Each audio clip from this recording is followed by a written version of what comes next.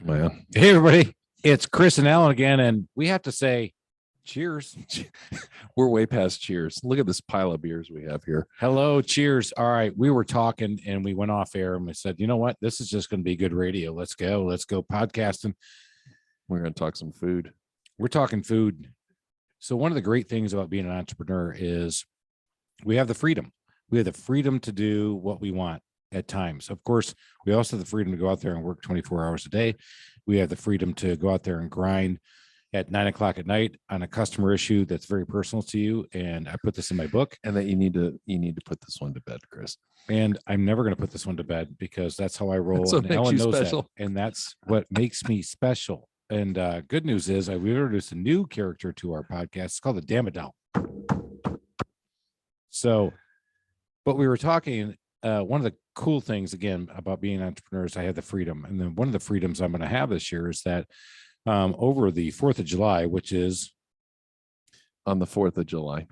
it's our Independence Day. Yes. That I too. thought the entire world celebrated the Independence Day of the U.S. That is- And now I found out that no, my son, who is going a study abroad program in Spain, from Cadiz, as they say in Spain, or Cadiz, as we say in the U.S. You're so cosmopolitan. Thank you. He is done with school on July 4th. And I looked at him and I said, well, who would end school on the Independence Day? Well, I guess Spain would. I'm like, well, okay. Well, now what?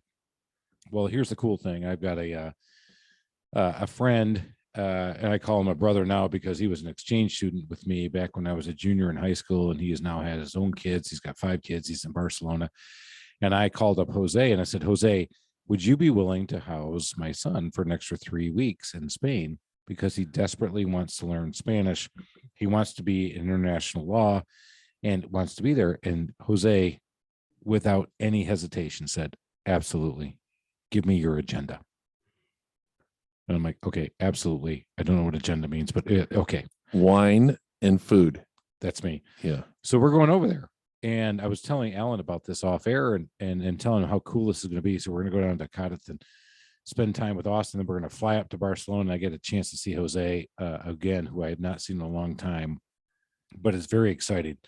We've actually already gone back and forth. We'll spend 2 days in Barcelona and then fly back. And Alan said, you have got to do something when you go to Spain. And I went, okay, so Jose, who's lived there all his life, has a plan for me or an agenda, but Alan has a better plan for me. So Alan, what should I do when I go to Spain? Well, you could do one of those pilgrimage walks. That sounds very religious. Or you could find somebody to make you a real paella over fire. Now you're talking Yeah. my language. Yes. Come on. What's that sound like? What's that smell like? I don't know. And that's the deal. So you and I both love to cook. And I will tell you, you're Sicilian, correct? Correct. You've got grandma's recipes. I do. I love to cook, and my son loves to cook. I've got 3 boys. They actually all cook pretty well. One's obsessed like I am. And he actually was lamenting to me a couple of years ago. He's like, we don't have that same culture of food in our family like an Italian family does.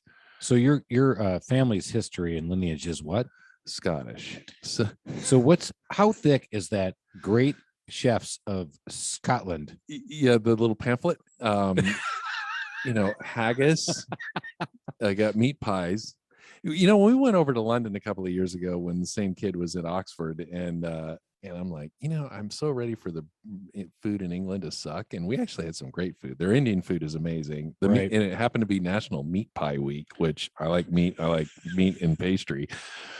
So every pub we went to, we're getting, pheasant meat pies. It was phenomenal. But I told him, I'm like, yeah, we don't celebrate our heritage in a culinary fashion, but we've absconded from the rest of the world, and that is our family culture. So my sister lived in Mexico for 20 years. We do a lot of authentic Mexican cooking. We went to Italy, so we cook a lot of Italian.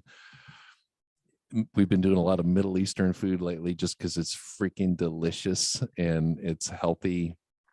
And if you actually can have something that's delicious that happens to be healthy, that's a win.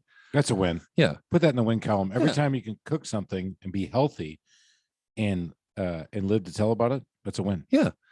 Well, my sister, I've got 3 sisters and they're all wonderful people. One of them is particularly generous when it comes to my birthday presents, and she knows how much I like to cook. So over the years, I'll get a gallon of olive oil from, Italy, or I'll get this huge thing. Wait, stop. Yeah. Moment of silence. This is like holy water. Yeah. He just said extra get, virgin olive oil, yes, because I know that's what it was, from Italia. Yeah. Thank you. I mean, and it's just green and fragrant. And I was seriously bummed when that last drop came out of that can. I still have the can. I agree. And then she sent me years ago, she sent me a pretty large tin of smoked paprika, which, if you don't feel like firing up the big green egg and you just put in a half a teaspoon of that in anything, and suddenly it seems like you cooked it over a fire. So you listen to this podcast for entrepreneurial business advice, but you just got a huge gold nugget. Smoked paprika from the right spot makes everything come out way different. Oh, and yeah. I've had that before. I know what you're talking about, because you can get the regular old smoked paprika here locally, and it's okay, but I've had that fragrant smoked paprika that you're talking about. Yeah, from Spain. And it just rocks. Yeah, and you can actually get a reasonable smoked paprika at Trader Joe's for pretty cheap. But the one she sent me was actually imported, directly from Spain to my house. And so last year for my birthday, she sends me a paella pan, and paella is basically, and paella is kind of one of those fighting words things. Like if you start talking Texas chili, and people are going to talk beans, no beans, what goes in the chili, and they can get all wound up. Same thing with barbecue in the South. Barbecue in North Carolina, fighting words. Exactly. And same thing with paella. Does it have onion in it? Does it not? And they get all wound up. But paella is this large pan that's very shallow, and it's basically a rice dish that happens to have stuff in it. And to cook it correctly, so Valencian, are you going to be near Valencia? So that means I know that I'm in Barcelona and Cadiz. Yeah, so I have no idea either. Okay. So Valencian, traditional paella, and much of the great food in the world comes from kind of poverty. Like if you think about Southern food, it's all the stuff, like learning how to make okra taste good, and why we fried green tomatoes in the South is because we couldn't wait for them to turn red, because we're starving. And have figured out around the world how to make things taste really good that don't cost very much. You hit on something that's so interesting, because there's a business point in that. All of our best food has come from a situation of lesser than or poverty than. Mm-hmm. I mean, you're right. I agree with you 100%. Some of the best foods we've ever had all came because we had to make things stretch. And that's the best tasting food we've ever had. Back to being in business. Some of the best times I ever had were in the beginning, when I was lean and mean and just absolutely fighting. Didn't know if I was going to make it. But I digress, just to put a little business in there. Yeah, so we go it's living on the edge. Well, we're back to Valencia. Back to Valencia. So imagine you're working in the orange groves in Spain, and it's lunchtime, and somebody busts out this big shallow pan, and they put it on a couple of bricks over a real fire made out of orange trees, that wood. And what goes in this rice dish is whatever you can catch locally, which apparently in that area is rabbit, and they may throw a couple snails in there, that kind of a thing. But it's a rice dish cooked over fire on a very shallow pan, and it has a little bit of tomato in it. Whether or not it has garlic in it is also fighting words, onion, fighting words, that kind of thing.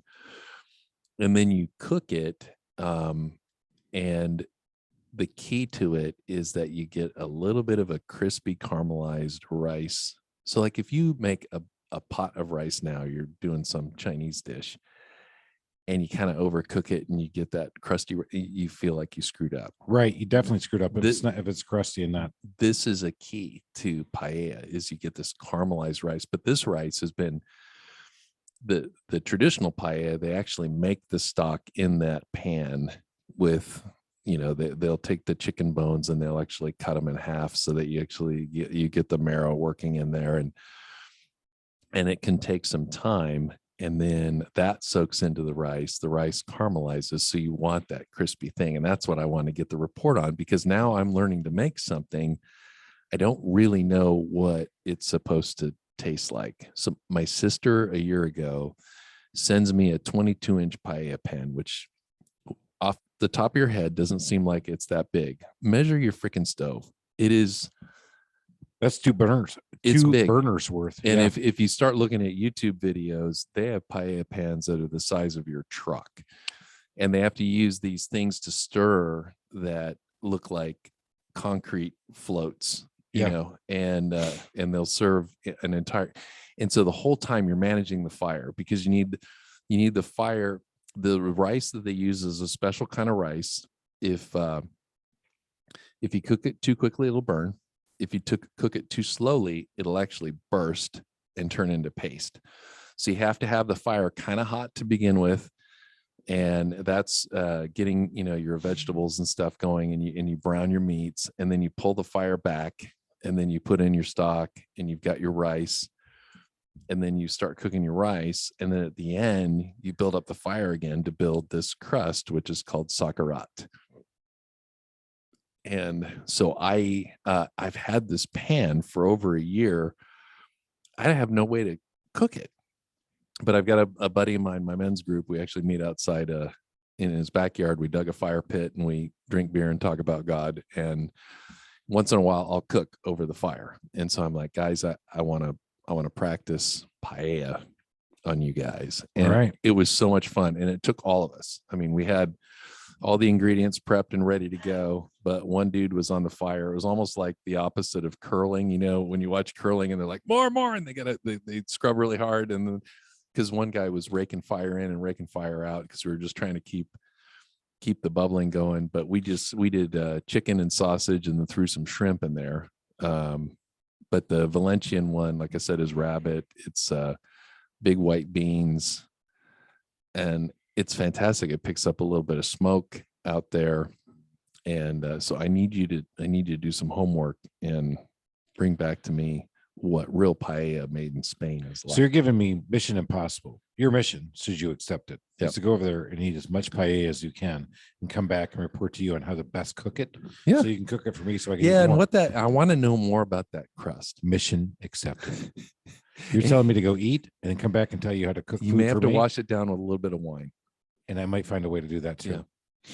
But when I get back, you get to cook for me again. Yeah, baby. I still haven't had your grandma's gravy yet. You know what? I'm coming out of it, so it's probably time again, because as we talked about on one of our podcasts, if there's not pig's knuckles in there, it's kind of vegetarian. Yeah, that's right. So I love it, but you hit on something that's so key, because that's a business point.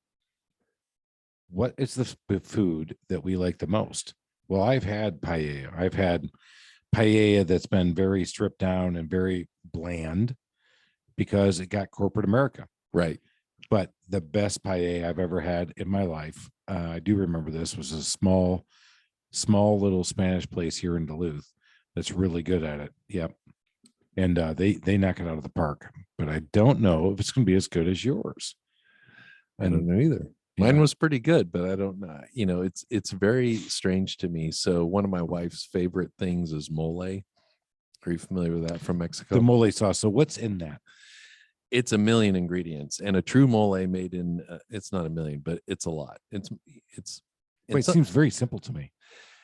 Yeah. So a mole made traditionally in Mexico can take 3 days. Wow. Yeah. And it's all kinds of nuts. It'll have chocolate. It'll have spice. And it's this rich brown. I think mole may just mean sauce, but when we think of a traditional mole, it's this brown. It's that brown sauce. A little bit of sweet in it. A little sweet, a little chocolatey, a little cinnamon, that kind of a thing. Yeah, right. I don't like it. And I mean, and my wife loves it. So if we go out to a good Mexican restaurant and they've got mole, that's what she'll order. Well, for Mother's Day a few years ago, and my wife's used to me cooking, and she cooks well. She just doesn't enjoy it. I freaking love it. Yeah. You get the right drink, the right music, leave me in the kitchen, stay the heck out of it. And you get to be artistic. You get to Yeah. go out there. So we went back to, we've talked about this being a balanced entrepreneur. Yeah. And so where's your release? Where's you? We talked about, hey, walk for 20 minutes a day. I mean, for the love of God, you can't walk for 20 minutes. Yeah. And so the same thing, we both talked about this. For me and for you, it's a release. It's finally a chance to let our artistic brain go out there and have some fun for a while, not think about work, do this stuff and create something, and then get a chance to taste it and eat it, which we all know that I love to eat it. And then, then you get the joy of somebody else really enjoying your meal. And the funny thing is, as much as I like to cook, if I'm left alone for a week and my wife goes out of town, I just eat cereal every day. Isn't that the worst? I've heard that from people who are single, is that cooking for one stinks. And I have found that I've had to, as we become empty nesters, is that it's hard to not cook for four. Right. Because it's so much easier to cook for four than it is to cook for one. If you like leftovers, which I do, it's okay. So when Judy goes back and visits her family, it's cereal most of the nights, but then there'll be one day where I'm like, screw it. I'm going to go nuts in the kitchen and I'll have a big time, but we like leftovers. So I'll vacuum seal, freeze, that kind of thing, and I'll eat it later. But you're right. The artistic expression in the kitchen to me is amplified because I get to eat it. And one of my other hobbies is woodworking. So if I get to combine woodworking and food, it's even better. So my son and I built the smokehouse, and we've cured our own bacon, and we'll smoke cheese and do stuff like that. Another son and I built an apple press, and we went to North Georgia during apple season and got some apples, a couple of bushels of apples, and squeezed them, and then we fermented it and made hard cider.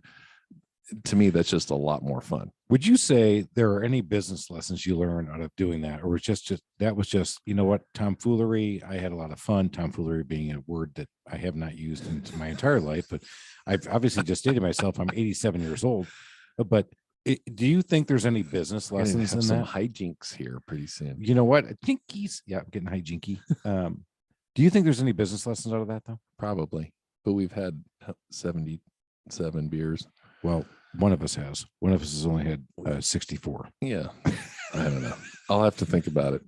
But what you said, so I think there is, and that's why when we have a chance to do what we do, and that is we love to cook. I did not cook when I was in corporate America. Why? Because I wouldn't get home, and a lot of times I was on the road all week anyway. And the last thing I wanted to do was spend even more time away from my family or having fun in the kitchen when I had so many other duties, quote unquote, to do.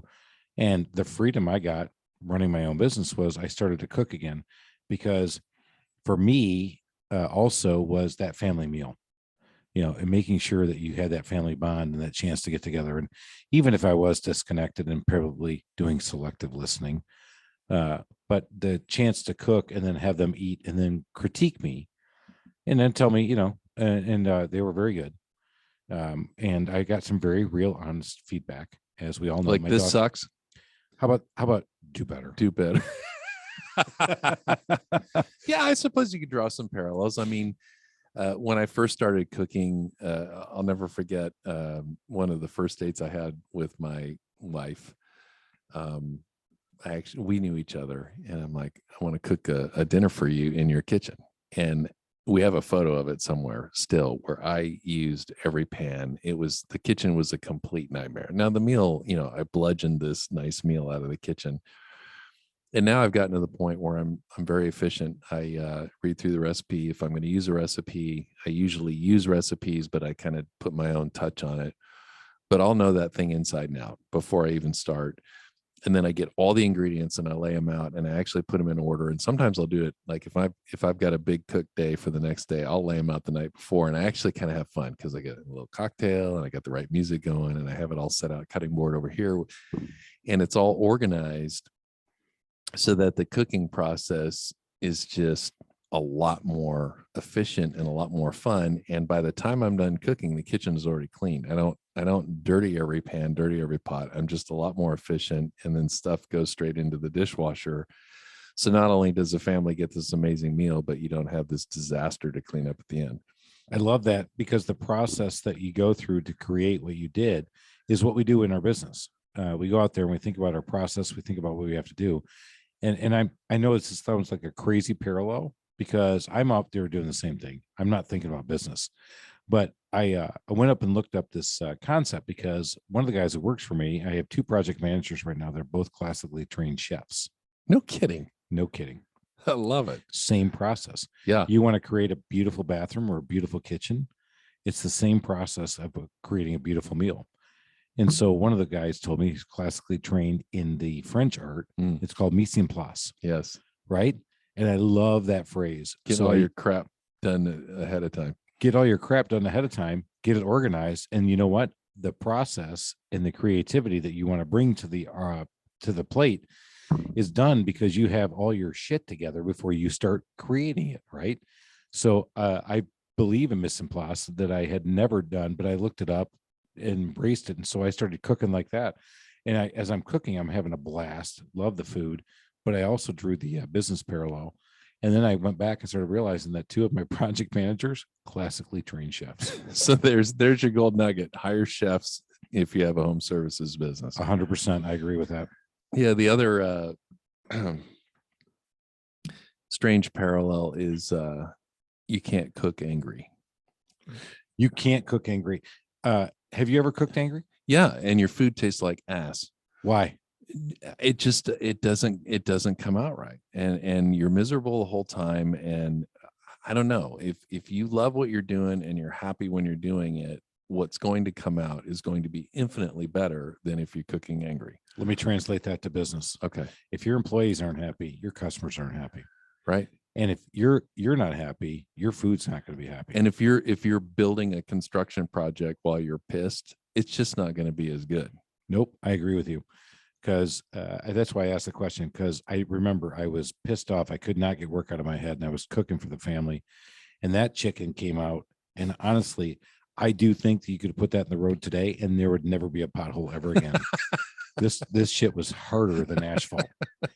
And they're all like, "Dad, this." I was like, and the whole time I'm like, "Don't even talk to me. I know what's going on. I know it's not good, and I don't care. I just want to eat." And I'm going to go back to worrying about my business and be totally mad about it. Yeah. Well, here's another business thing you can pull out of cooking. And I think I taught my wife to do this, and I regret doing it because I've learned not to do it. When you cook a dinner, just like if you're laying tile, you're the one who can see all the flaws in the tile. And I could have done this better in the kitchen. And so you start making excuses when you serve it. Now, meanwhile, the people who are eating it are thrilled with what they're eating, and they're just happy to be eating it. And they don't want to hear the freaking excuses, and they don't want to have you point out the flaws.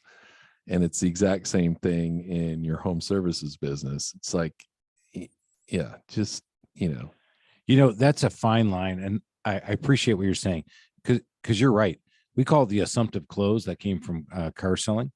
But when you finish something in a house and you've done some great, amazing work, go over there and tell everybody how awesome it is, and ask them if they think it's the same. It's just as awesome. But if you go over there and do the Eeyore, oh, woe is me. You know what? I kind of burned the garlic, or you know what? I kind of overcooked the meat, or, oh, well, I just wish I would have had this other ingredient because it would have been so much better. Then all the people are thinking the whole time is, well, you're right. Well, why do I like it? And now they feel guilty that they like it, and they can't appreciate it as much. How about if you came back and went, let me know what you guys think. So when they all go, wow, that was amazing. So this just happened just the other day. I decided I was going to cook burgers. My wife was working her butt off, and I'm like, I'm just going to do a burger night. And normally when I cook, it's something a little bit more international, but we've figured out a couple of ways to make a burger really good. Well, we didn't have buns, and I just didn't feel like going to the store. I'm like, well, I'll make hamburger buns. I've never done that before. But I bake. My mom had a bakery. So I'm like, how hard can it be? And I quick found a site that I trust. And it's like, oh yeah, piece of cake. I'll make hamburger buns. And I thought, well, since I know, the big difference between when you cook and when you buy something at the store is you know what's in it. And so I'm not a health freak, but there's no point in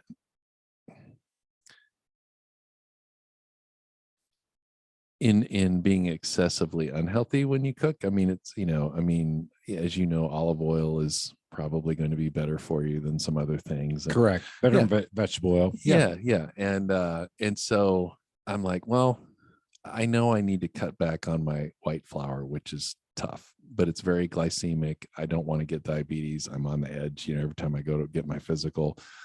So I bought a flour mill a number of years ago, actually. And so I've got wheat berries. And if I make biscuits or I make bread, I'll use 3/4 of it'll be white flour roughly. And then 1/4 of it will be flour that I've ground. So you get more nutrition, less, because it drives. So if you grind your own wheat, it has the shelf life of meat. I mean, it'll spoil in 4 days. Yeah. What do they do to the flour in the bag at the grocery store where it's good for 6 months? Kind of freaks me out a little bit. And I'm not totally weirded out about food, but stuff like that kind of bothers me. So I throw in a little whole wheat that I have freshly ground, not whole wheat in a bag from the store that will also last 6 months. This is freshly ground whole wheat. It tastes amazing. Doesn't perform baking wise, it doesn't fluff up quite as well as regular flour, but it's a lot healthier for you. It actually tastes better. And so I'm like, all right, well, I'll throw a little of that in the hamburger buns. And so I made these, and they were a little more dense than I would have liked. And I found myself doing the same thing. I'm starting to make excuses for this. Meanwhile, everybody I've mentioned that I've made my own hamburger buns are like, are you freaking kidding me? I didn't even know you could do that, and put me in that category. Yeah. I never thought about making my own hamburger buns, think about even though I have my grandmother's bread recipe. Yeah. And can you imagine, you're making burgers and you've got buns fresh out of the oven with that smell. All right. And they're warm and of course they were delicious. Now I can sit there and bitch about them because they're a little heavier now, but right. But I was waiting for you to say, I was waiting for you to knock it down and say, wow, they were heavy. Well, of course they are, because I threw a little whole wheat in there and well done. Again, another business lesson in there. Using the ingredients you have, having good people, having the right ingredients in there makes the end product. Look at you weave this story. Come on, baby, I can do it. But the more you drink, the smarter you get. Oh, great story. Now I'm going to parallel that. No, I can't do it. We're going to have to stick on with cooking. I've enjoyed it. I do enjoy cooking. I think it's a great release. It's amazing how many friends I have who love cooking or smoking or doing, something with food, because it's a creative outlet. It allows a lot of us who were in the world of computers and paper and pushing, you don't have that creative outlet to say, wow, look at me. I made fire. I'm grog. I made fire. And boom, fires come. And you get to go, boom, look at me. Paella. Look at me. I made hamburger buns from nothing. I didn't even know you could do that. Well, it is dough, right? Yeah. It's simple bread dough. We all could do it. Yeah. Well, we didn't know that. You're right. It's like making your own mustard. I didn't know you could do that. Well, you can. So it's fun because you get to see the outlet and you get to see, and it's tangible, right? And it feels and tastes and feels good. Yeah. And I think food in business, you can make all the sales calls you want to the same client, but you break bread with them, it's a completely different thing. Now imagine what it would be like if you actually made a meal for that same customer.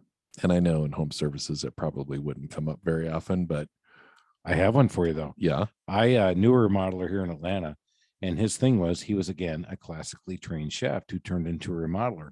And what he would do is after every kitchen that he would make, he would come in and he would have a neighborhood or a family or friend night where he would cook in the kitchen he made. Oh and my God. I saw some of the pictures, and it was bad ass. Just that like is the coolest thing I've ever heard. Right. He's out of business now, but I was like, wow, how cool would that be?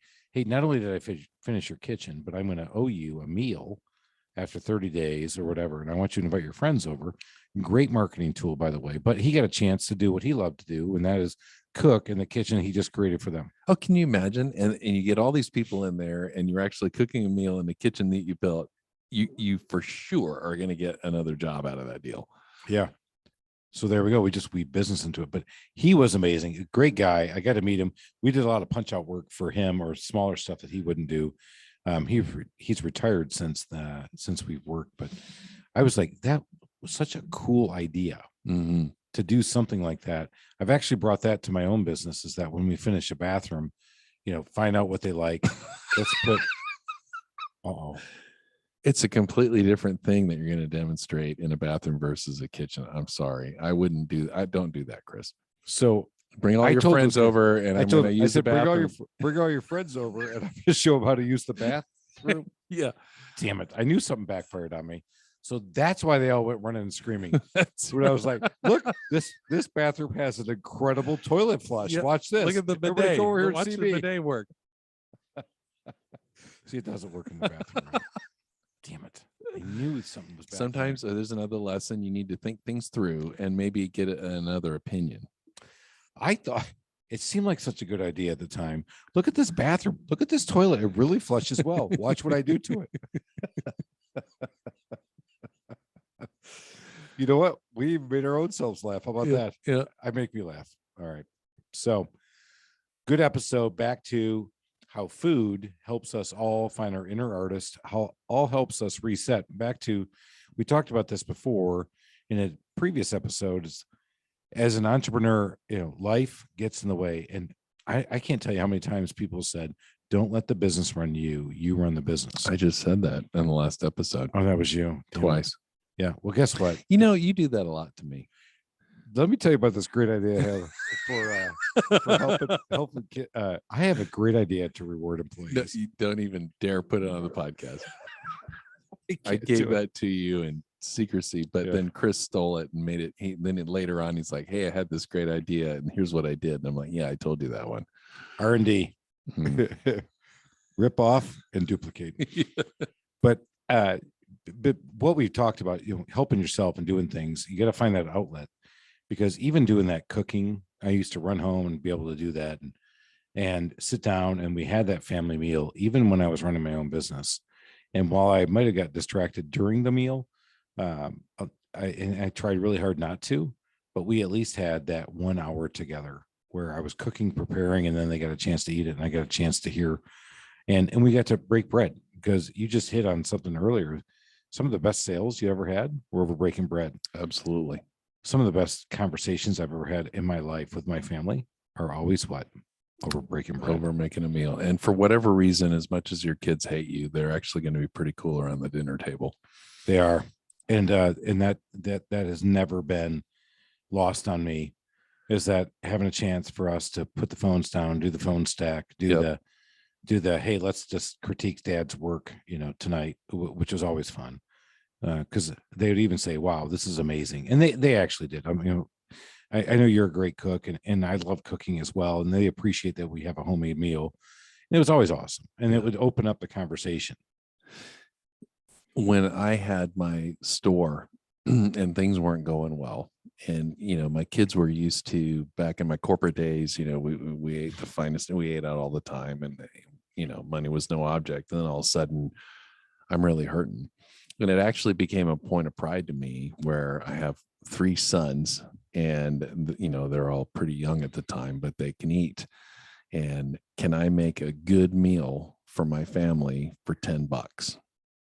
And wow. Yeah. And I mean, if you think about it, you can, or $15 now, or 20, whatever it would be, whatever it may be. Yeah. But not 150. And it ended up kind of becoming a thing. And that actually really refined my cooking skills out of desperation. And it goes back to what we were talking about earlier. Some of the best food in the world is peasant food that came out of desperation.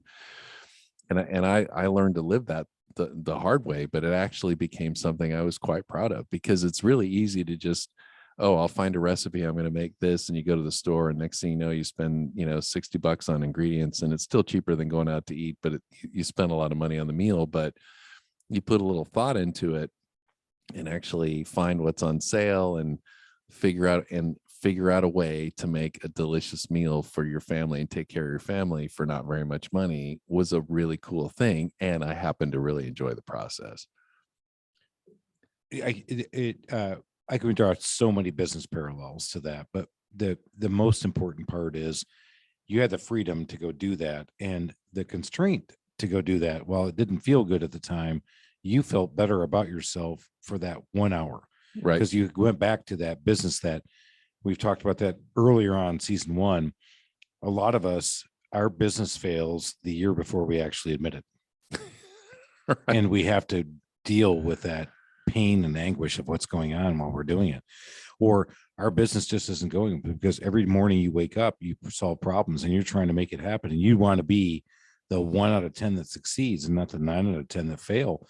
But you had that 1 hour of a chance to be a success. And I think you got to take that success, use that, put that and program it in your brain, because you got to fill up those negative thoughts and you got to take them out and get these in with these positive thoughts. By the way, Chris is twirling his finger around his head as we're wheeling and going crazy. But I think that has unlocked me so much because the dinner was done for me and I would go back and go, oh my God, that reminds me of this, this, and this. And I would go cranking out, they go up and do homework and then go to bed. And I'd be, spinning on the computer and doing my thing for the next 3 or 4 hours.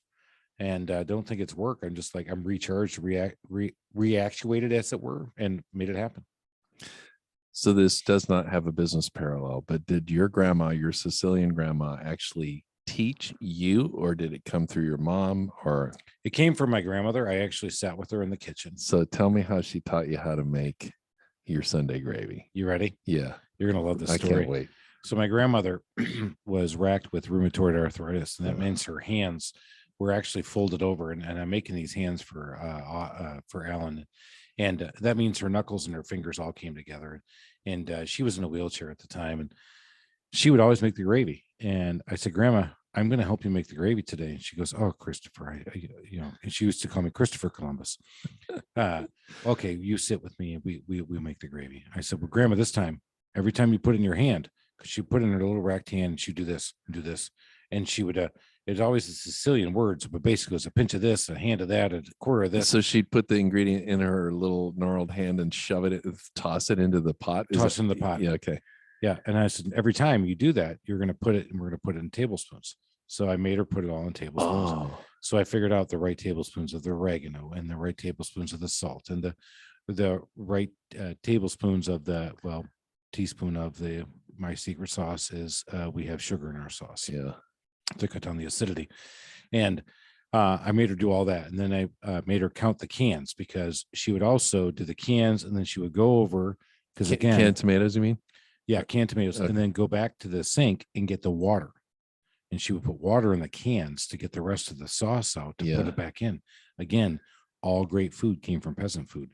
Our sauce literally cost maybe $4, maybe $5 at the time back in the day. Today, maybe $20, not even. No. And you would have nothing in it. The meat would be the biggest expense that we had at the time. The pig knuckles. Yeah, the pig knuckles to this day. Although the flavor was amazing. So was there Sunday gravy? Did it have meat or was it not meat? Oh, it was definitely meat. Oh, okay. Oh, there was knuckles in there. There was sausage in there. We made meatballs too. So I don't have the recipe for her meatballs, but I sat there with her and I made her measure everything out. I lost that recipe, but that's how I learned. That's how I learned to cook for my grandmother. And then I will say a lot of this stuff comes very instinctually to me. Watching her, and I sat within the kitchen with her and cooked, and then I learned to cook, and make the bread and do the gravy. And now I'll do dishes that aren't even Italian. I'll just kind of look at a recipe like you just said, and then make it your own. Yeah, because sometimes you can look at a recipe. Well, so there's sites that you trust, and then there's sites that you don't. But in the sites that you don't necessarily trust, but it's a recipe that you want, you can look at it and with all your experience go, that's not quite right. Exactly right. So, and that's the artistry. I don't want to follow a recipe to the T. No. Well, that would have been a franchise. I don't want to follow a recipe to the T. Well, I've got like 2 or 3 chefs that I will follow. The first time I make it, I'll follow it to T because they're so good. All right. Who's your number 1? Rick Bayless. Number 2? Giada. Wow. Ooh, I learned 2. Yeah. So Rick Bayless for Mexican. And the funny thing is he's not Mexican. He lives in Chicago, but it's flawless. Wow. Yeah. And his cookbooks are really fun to read. And he was on PBS forever. My number 1. Who? Ina Garten. Yeah, Ina's amazing. Contessa. Yeah. As long as you have 65 sticks of butter in the house when you start cooking. That is true. There's a reason why Ina is the shape that she is. But there is actually a good business lesson to how your grandma showed you. I mean, you can tell your employees all you want how to do things, but to show them is so much more powerful. Yeah, taking the time. And she, looking back on it now, I thought I was being a big pain in her butt. Oh, she must have loved that. She loved it. I How, think. how looking old were back- you when that happened? Yeah, how old was I? I was middle school age, so Oh, really? 13, That young? 14. Okay. Mhm. How cool. What a Yeah, it great was cool. experience. Yeah, because the other thing is that now it's really popular here in the U.S. called Sicilian pie. I just grew up thinking that was the only thing. I never had Italian food outside of my family until I was 19 years old. 19 years old. I never ate Italian food at a restaurant until I was 19. I did not know pizza came around. I did not know. I did not know that not everybody slurped their sauce up with their bread. And I was told at one meal that that's not acceptable. You can't take your bread and use it and slurp up the sauce off your plate. Why not? Well, You don't leave was the sauce uncouth. on the plate. I that don't was care. uncouth. Well, They suck. right? So what was the first thing you said? You said something. I'm like, what? What? A Sicilian pie. A Sicilian pie is square and deep dish. Okay. And that's a popular thing now. They call it Detroit deep dish. The Detroit pizza. I've been making those lately. I'm kind of curious. Do you make a Detroit pizza? So I have not taken the time to build the dough yet. I'm gonna actually, that's on my list for the summer. Is I want to go try to recreate her dough and get that going, because we would use the dough a number of ways. We would use it for breakfast. That's called pastéti, which is a little bit of a dough fried up with a little bit of sugar on it, and you dunk it in your coffee. And Well, then that sounds pretty awesome. it really was. We would make broccoli bread out of it. We'd make pepperoni bread out of it. What's broccoli bread? Broccoli bread. Oh, so you twist it together. You put broccoli. It's broccoli and butter, of course, in a garden. Is the broccoli pre-cooked or You cook it with the butter. okay? And it comes down. It comes down really soft, and then you braid it together, and it's broccoli bread. Oh, that sounds good. Yeah. You can do stuffed broccoli, or we can do the braids, which is what we did. And then you could go out and roll out the dough. You put it in a sheet pan. You make it thick, and then it's just your Sunday gravy. One thing that I would say that I've changed with my grandmother is that I take her Sunday gravy and I do add a little bit more oregano, a little bit more flavor to it to get the pizza sauce. Dried or fresh oregano? So I only use dried because I know you gave me that look, Alan, and nobody. No, I'm just curious because I run out of time, and I was like, I'll do the dried, but it's I do the two Italian. different flavors, actually. I agree with you. It is, but what that we'll do is we'll put down the sauce, and then it's just pepperoni and mozzarella. The good mozz is the best, though. And she would. I remember. You ever made your own mozzarella? I have never made my own. I have. Wow. I'm more Italian than you. Oh my God, you are. Yeah. I drink more wine than you. You probably have. Starting at 7, I had a head start. The Detroit pizza. So I've been working on for years the Naples pizza. The wood fire. Just Okay. So where do you get your flour from? I get the 00.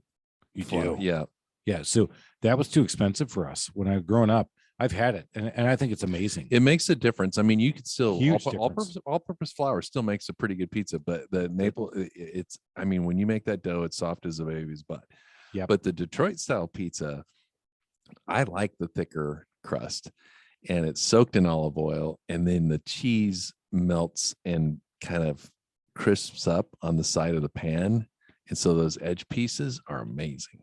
I didn't realize that people actually cut pizzas with a roller until I was 20. Did you use scissors? We always did scissors. Wow. Pizza shears. That's all I thought it was. I thought everybody cut their pizza with shears.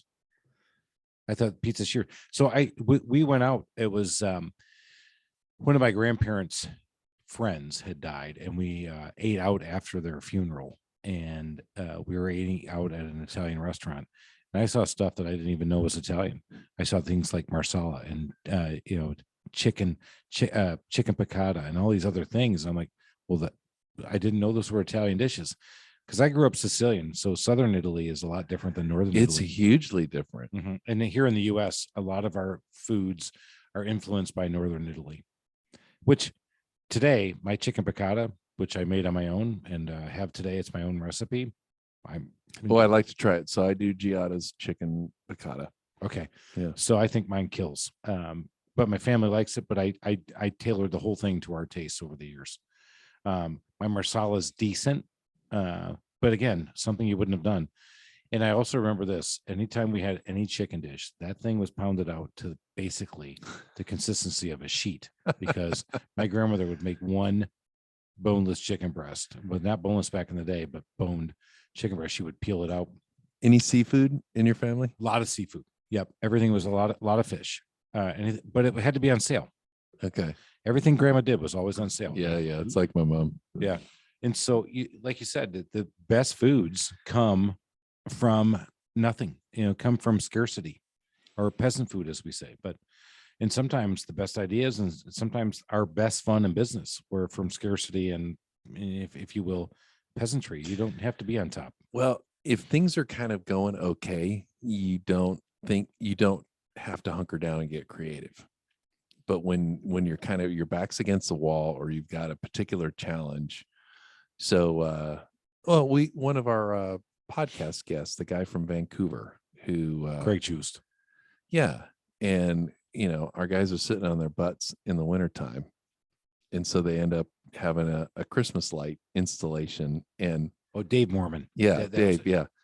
And so last night I met a guy who has a Mosquito Joe's franchise here in town. I think he knows you, by the way. And they do Christmas lights. And I love that. I mean, you wouldn't have come up with that if your business was kind of okay in the winter. But when your business sucks in the winter and it's really busy in the summer, you got to figure something out, or you're really in trouble. Yeah. And it's the same thing in cooking. I mean, you don't have a lot of money and you got mouths to feed. How am I going to make something that they like, that's good, that's healthy, but we can afford? Yeah. It's I think it's amazing, some of the stuff that I look back and see what my grandmother did, and my mom for that matter. I love the story of the gnarled hands. That's really cool. That was so much fun. And I can't believe you made her, like, her hands are all cupped and you had her pour it right in the tablespoon, and then I would put it in the pot. Then I would go back to my yellow. I had a yellow legal pad, and I would write it on that. And I had that yellow legal pad up, and so I had that yellow legal pad for close to 40 plus years. And so the good news is, in my head, I have the marinara recipe and the sauce, the Sunday gravy, as she calls suku. But I lost the bread recipe, but I know my aunt and my mom. Well, I know my aunt knows it. So I just got to go back and try you it. got to get it. Yeah, because the last time I tried it, I got really frustrated because I screwed up on the heat of the water. I know there was something I was missing. I just got to play with it a little bit. It's funny, you remind me of a story. So my mom at 80 got breast cancer, and it seemed like she beat it. And we had it turns out, our last Thanksgiving together, and my sisters and I were talking. It's like, nobody makes the Thanksgiving gravy like Mom. Everybody's Thanksgiving gravy is really special. None of us knew how to do it. So we're like, hey, in that Thanksgiving, she was feeling good and I was hosting. I did the turkey. My wife did, a lot of the sides, but we're like, Mom, would you make the gravy? And I remember my three sisters and I are all standing around her as she's doing the gravy on the stove. And one of them's got a piece of paper and a pencil, and she's ready to write down what my mom does. And we're all watching, and all it was my mom was just staring at this pan and kind of stirring a little bit, and at whatever moment, and we never figured out what it was, boom goes in the slurry of water and flour that she had to thicken it up. And so my sister at the end of the gravy, there was nothing written. There was nothing written on the piece of paper. That's hilarious, dude. The mental image on that was amazing. Yeah. Right. We're staring over. We're waiting. And we knew this was a big moment, because we're not going to have her. And here we are. If we were doing the play-by-play, yeah, she's stirring the pot. She's stirring the pot. She continues to stir the pot. And she's not saying a word. Mom, what else do you do? Shh. Right. Wow. Is there anything else? Shh. Wait for it. And there goes the flour water into the bag. Boom. And it's this velvety, perfect, delicious gravy. And we're done. Yep. And have we all learned today anything? Anybody? So did our mother teach us to fish today? No. Everyone, you thank you for coming and good night. Right.